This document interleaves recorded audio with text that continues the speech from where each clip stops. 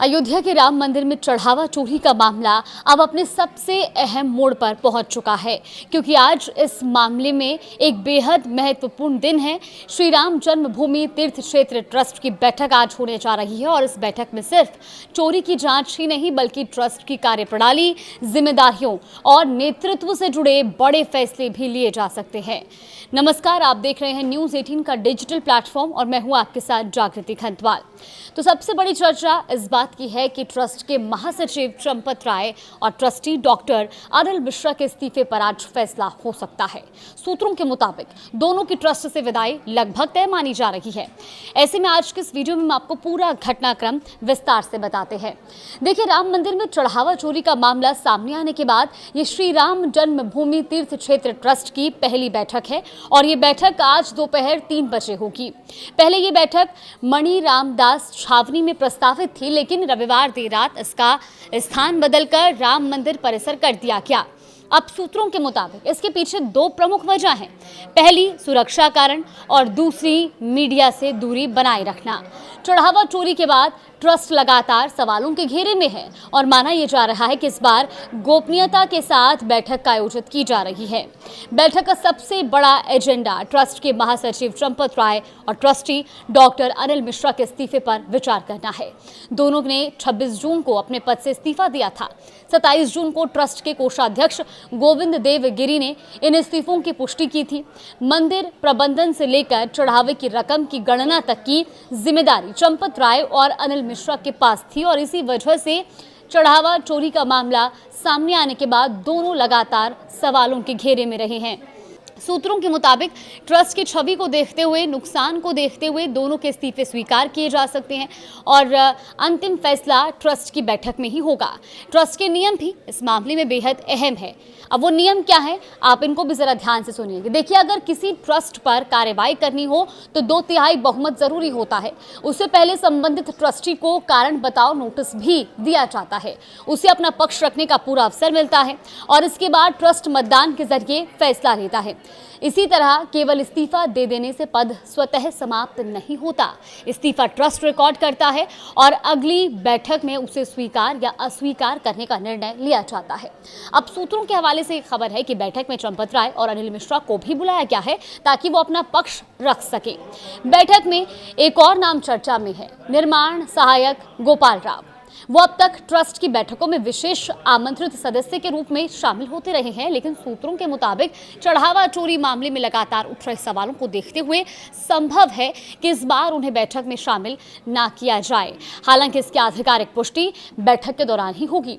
सूत्रों के अनुसार आज की बैठक में केवल इस्तीफों पर ही चर्चा नहीं होगी बल्कि एसआईटी की प्रारंभिक रिपोर्ट भी ट्रस्ट के सामने रखी जाएगी, जिसमें दान पात्रों से प्राप्त राशि की गणना से जुड़े शुरुआती निष्कर्ष भी शामिल है और इसके अलावा मंदिर प्रबंधन की आगामी व्यवस्थाओं पर भी चर्चा होगी।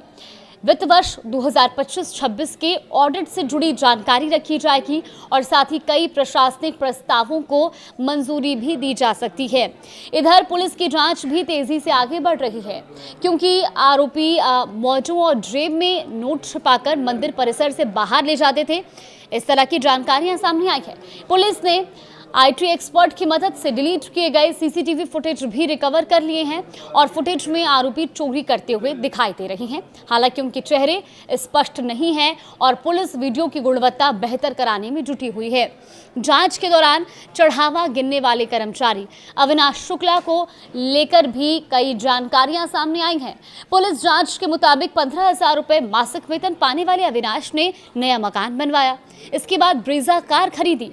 अब सूत्रों के हवाले से ये जानकारी है कि उसने अपनी प्रेमिका को 1 लाख रुपए ट्रांसफर किए और उसे आईफोन भी गिफ्ट किया है। यानी कि महज 15,000 की सैलरी में आखिर एक शख्स इतना कुछ कैसे कर पाया, वो भी एक सीमित समय के भीतर।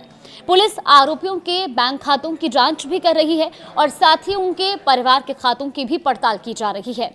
अयोध्या पुलिस ने प्रतापगढ़ के जिलाधिकारी अभिषेक पांडे को पत्र लिखकर पिछले 2 सालों में अविनाश द्वारा खरीदी गई संपत्तियों का विवरण भी मांगा है और इसी बीच सोने से मढ़ी रामचरितमानस को लेकर भी विवाद सामने आया। देखिए, पूर्व केंद्रीय गृह सचिव लक्ष्मी नारायण ने दावा किया था कि उन्होंने 8 अप्रैल 2024 को 1.25 क्विंटल की सोने से मढ़ी रामचरितमानस ट्रस्ट को भेंट की थी, लेकिन उन्हें उसकी रसीद नहीं मिली और कुछ महीनों बाद वो दिखाई नहीं दी। इसके जवाब में विहिप नेता प्रकाश शर्मा ने वीडियो जारी कर दावा किया कि रामचरितमानस पूरी तरह सुरक्षित है। उन्होंने कहा कि इसे नवरात्र के दौरान पूजन के बाद सुरक्षित स्थान पर रख दिया गया था और चोरी के आरोप सही नहीं है।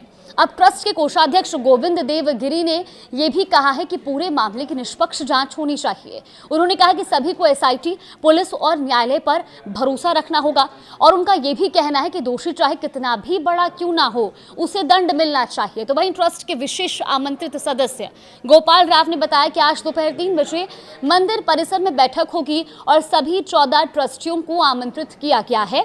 अब सभी की निगाहें आज दोपहर में होने वाली ट्रस्ट की बैठक पर टिकी हैं। क्या चंपत राय और डॉक्टर अनिल मिश्रा के इस्तीफे स्वीकार होंगे? क्या एसआईटी की शुरुआती रिपोर्ट के आधार पर आगे कोई बड़ा प्रशासनिक फैसला लिया जाएगा? और क्या चढ़ावा चोरी मामले में ट्रस्ट अपनी साख बहाल करने के लिए कोई बड़ा संदेश देगा? इन्हीं सभी सवालों के जवाब आज की बैठक के बाद सामने आ सकते हैं। फिलहाल इस पूरे घटनाक्रम पर हमारी लगातार नजर बनी हुई है। कोई भी अपडेट आएगा तो आप तक जरूर साझा करेंगे।